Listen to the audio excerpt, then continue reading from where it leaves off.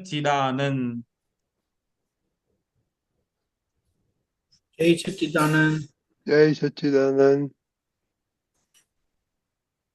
તમે મૂકો છો? યસ. કોઈ અપેક્ષા જ નહીં, એવો શુદ્ધ પ્રેમ મોક્ષ ભાળ્યો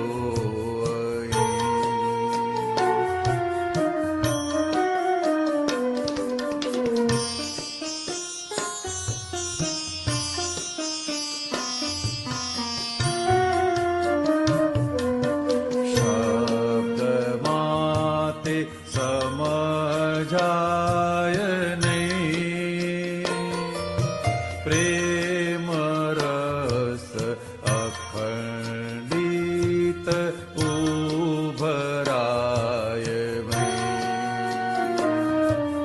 જેની કોઈ અપેક્ષા જ નહીં, એવું શુદ્ધ પ્રેમ મોક્ષ ભાળ્યો માં કદી ખોડ કાઢે નહીં, દાદાને દોષ કોઈના દેખાય નહીં, માં કદી ખોડ કાઢે નહીં, દાદાને દોષ કોઈના દેખાય નહીં.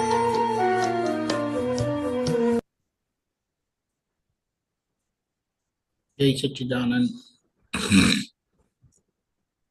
એક માતાનું વાત્સલ્ય વખણાય છે કે ગમે તે હોય, માતા જ પોતાના સંતાનને બધા સંસ્કાર આપે છે. એમ કહેવાય છે કે માતા થકી જાતિ મળે છે અને પિતા થકી કુળ મળે છે. માતા અને પિતા સંસારમાં જુદા હોય છે, આપણે જાણીએ છીએ.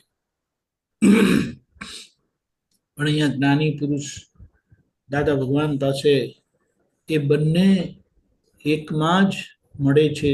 તેથી જ્ઞાની પુરુષનું મહત્વ છે કે એમના પ્રત્યે અનન્ય ભક્તિ, અનન્ય સમર્પણ ભાવ,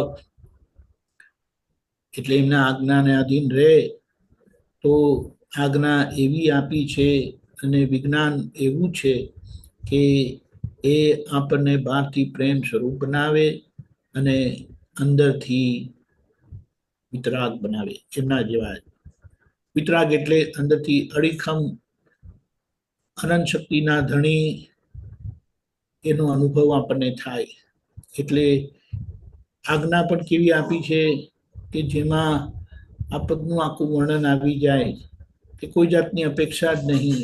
એમ કીધું કે જ્યાં બધું કર્માધીન છે જગત, કે જ્યાં બધું વ્યવસ્થિત જ થાય છે, તો આપણે અપેક્ષા ક્યાં રાખવાની ને કોના માટે રાખવાની? એટલે દાદાનો એ જીવતો જાગતો દાખલો જે હતો કે એમને કોઈની પાસે કોઈ અપેક્ષા નથી, એટલે એમને કોઈની પાસે કશું જોઈતું નહોતું, કશું એમણે કશું લીધું નહોતું, અને છેક લગી એમનું આખું જીવન એવી રીતે જ રહ્યું. અને એ કહેતા હતા કે એના કારણે એમના ધોતિયા પર એટલે કપડા પર એક ડાઘ લાગ્યો નહોતો, અને બધાને કેવળ શુદ્ધ પ્રેમ અને હાથમાં મોક્ષ આપ્યો કે આ સંસારના બધા જ રાગ, બધા જ પ્રેમ તૂટી જાય. કારણ કે સંસારના પ્રેમ અને રાગ બધા દગા ફટકાવાળા છે. દગા ફટકાવાળા એટલે ક્યારે દગોદઈ કહેવાય નહીં. આજે તમારા પર કોઈને યારી આવે, કાલે કોઈ બીજાના પર યારી આવે તો જે કરીને પણ જતા, કર્યા વગર પણ જતા રહે. એટલે અને નહીં તો એ મૃત્યુ સાથ છોડી જાય, આપણો સાથ છોડી જાય યા આપણે કોઈનો સાથ છોડી જઈએ. એટલે આવા દગા ફટકાવાળા જગતમાં દાદાએ જે પરમાત્મા પ્રેમ આપ્યો, શુદ્ધ પ્રેમ આપ્યો, કોઈ જાતની અપેક્ષા નહીં, અને એમનો જે જીવતો દાખલો હતો એ આપણા માટે બહુ જ ઉપકારી છે અને પ્રેરણાદાયક છે. અને આપણને અંદરથી કેવળ એક ભાવ થાય, દાદા તમારા જેવું થવું છે. એક ગજબની વાત છે. એટલે અહીંયા આપણને આ પદમાં આપણને એક સમજણ આપે છે કે આ સમજાય એવું નથી, પણ આપણે એ જોઈએ છે કે દાદા માટે આપણને અંદરથી પ્રેમ ઉભરાયા જ કરે છે. કે જે મળ્યા નથી ને એમને પણ દાદા માટે ભાવ થાય છે. કેટલી મોટી આશ્ચર્યની વાત છે. અને ખરેખર જોવા જાય તો એ વિજ્ઞાન સ્વરૂપે દાદા આજે પણ કામ કરી રહ્યા છે મહાત્માઓના હાજરી દ્વારા, કારણ કે એ જ પ્રગટ તત્વ મહાત્માની અંદર વ્યાપી રહેલું છે. દાદા ભગવાન થકી પ્રગટ થયેલું એ જ વિતરાગ વિજ્ઞાન, એ જ વિતરાગ ગૌનો આખો અખંડિત પ્રેમ મહાત્માની અંદર છે. એટલે જગતના લોકોને એની બહુ જરૂરત છે, જબરજસ્ત જરૂરત છે. કારણ કે આજે જે રીતે બધું વિખરાઈ ગયેલું છે ને જ્યાં ને ત્યાં બધા યુદ્ધોનું વાતાવરણ છે, અને એ બહારનું યુદ્ધ તો ખબર પડે એવી છે, પણ ઘેર ઘેર વ્યક્તિની અંદર એ યુદ્ધ ચાલી રહ્યું છે. તો આ દાદાના પરમાત્મા પ્રેમ સાથે આ જે દાખલો આપ્યો છે ને, માં કદી ખોડ કાઢે નહીં, દાદાને કોઈના દોષ દેખાય નહીં. એટલે આખી એ ભૂમિકા આપણને કરી આપી છે. તો આપણે એ રીતે રહીશું. માતાજીનો આજે 5મો દિવસ છે. આજે સ્કંદ માતા કરીને એમનું આખું પ્રાગટ્ય છે.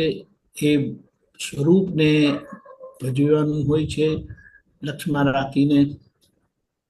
આમાં આ સ્કંદ માતા એટલે એ જ પ્રકૃતિ જ્ઞાન મળવાથી અને શુદ્ધ થવાથી એક કાર્તિકેયને જન્મ આપે છે. કાર્તિકેય એટલે જે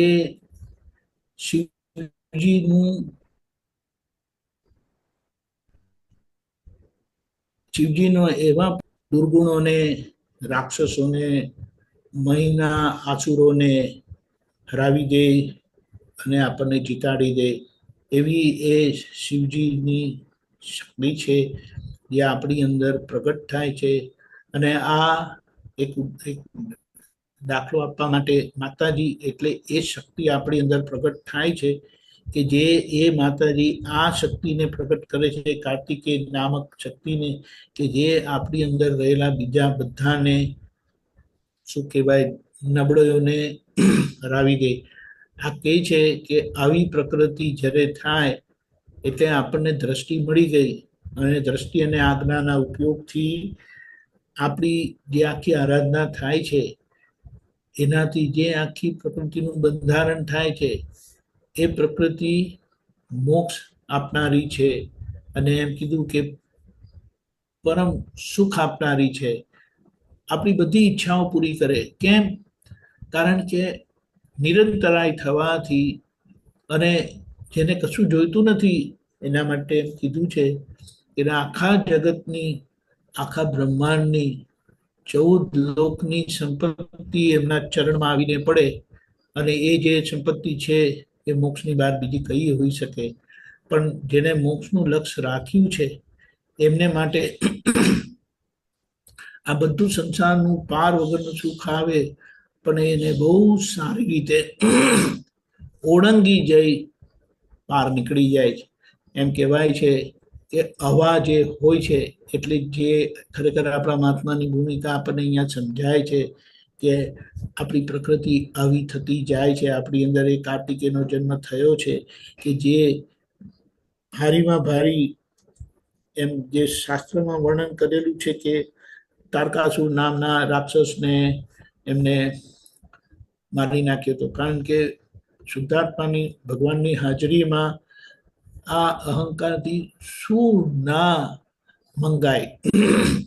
એટલે આડું અવડું માંગવામાં આવી શક્તિ પણ માંગી દીધી હતી કે જે શિવજી અને શિવજીના પુત્ર થકી જ એ હણાય.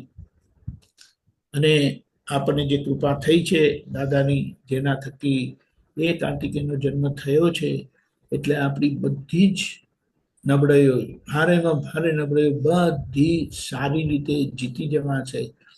એટલા માટે એમ કીધું છે કે આ પ્રકૃતિ જ્યારે થાય આપણી, ત્યારે આપણે મન વચન કાયાથી અલિપ્ત રીતે રહીએ છીએ.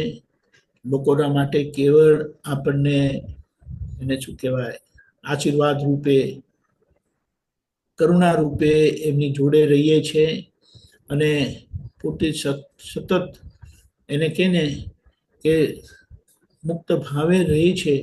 અને આ જે આખું પોતાની અંદરનો જે સંઘર્ષ છે એ પોતે જીતીને જ રહે છે. આના લીધે આપણને એમ કહેવાય છે કે આ પ્રકૃતિ જ્યારે આપણી અંદર પ્રગટ થઈ અને આ કૃપાથી થયેલી છે અને આપણી યાત્રા જબરજસ્ત ચાલી રહેલી છે અને એમાં આપણે પ્રગતિ કરીએ. આજના આ માતાજીના આરાધનમાં આપણે આખું વાત્સલ્ય આપણું પ્રગટ થાય કે કેમ કરીને લોકોને આપણે કલ્યાણકારી થઈએ, આપણું એવું અણિશુદ્ધ ચારિત્ર ઊભું થાય કે જે ચારિત્રથી દાદાનું કામ થાય, પહેલું આપણું કામ થશે. જય સચ્ચિદાનંદ.